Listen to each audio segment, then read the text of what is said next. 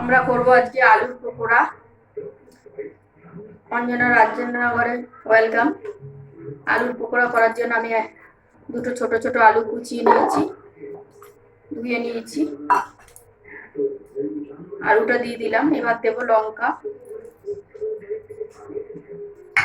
আর একটু টমেটো দেবো। টমেটো দিলে একটু টক টক হবে, এই জন্য টমেটোটা দেবো।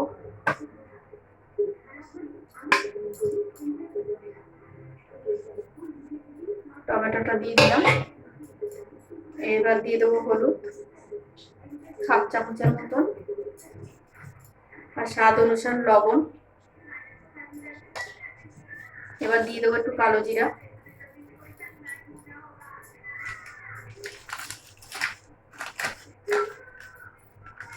ময়দাটা দেবো এবার, দিয়ে হাত দিয়ে ভালো করে মেখে নেবো।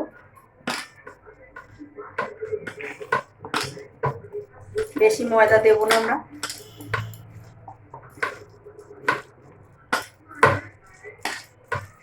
আলুগুলো জানি বোঝে যায় আলুর পকোড়া। শুকনো শুকনো মাখবো। টমেটোর মধ্যে যেটুকু জল ছিল ওটার মধ্যে যতটুকু যাবে ততটুকু দেবো, আর বেশি দেবো না।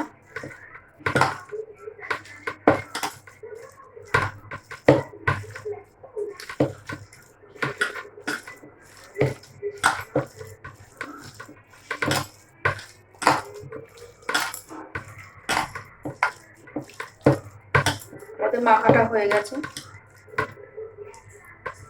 এবার 5 মিনিটের জন্য একটু ছেড়ে দেবো। কড়াটা বসিয়ে দিয়েছি, তেল দিয়ে দেবো।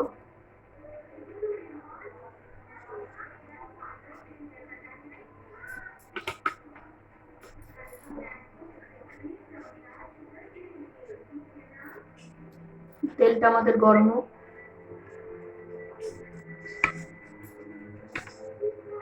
গরম হয়ে গেছে। এবার আমরা দিয়ে দেবো আলুর পকোড়াগুলো।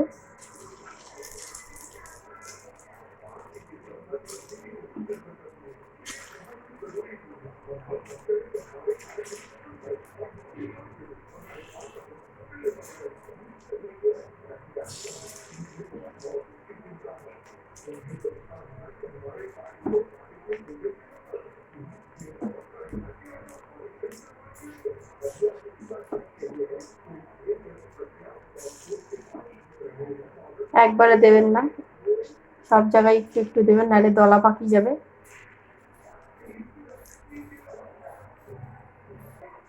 এবার পকোড়াগুলো উল্টে উল্টে দেবো।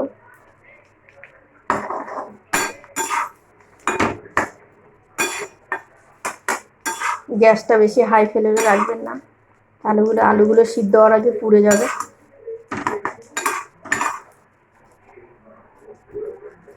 বারবার করে নাড়তে হবে, তাহলে দলা পাকবে না।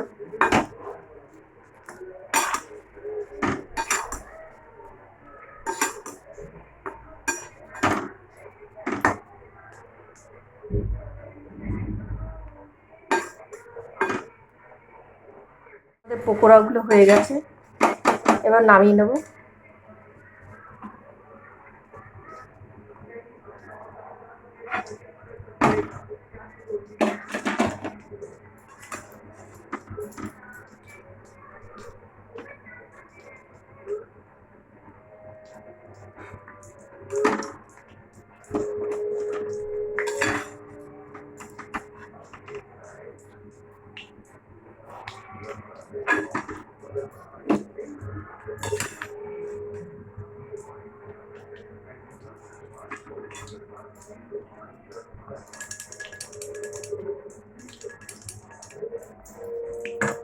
দেখে নিন বন্ধুরা কেমন লাগছে।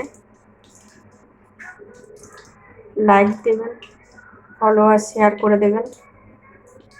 এবার আলুর পকোড়া বানিয়ে খেয়ে দেখবেন, খুব সুন্দর টেস্টি হয়। কেমন হয়েছে দেখুন, আলুগুলো ভালো সিদ্ধ হয়ে গেছে।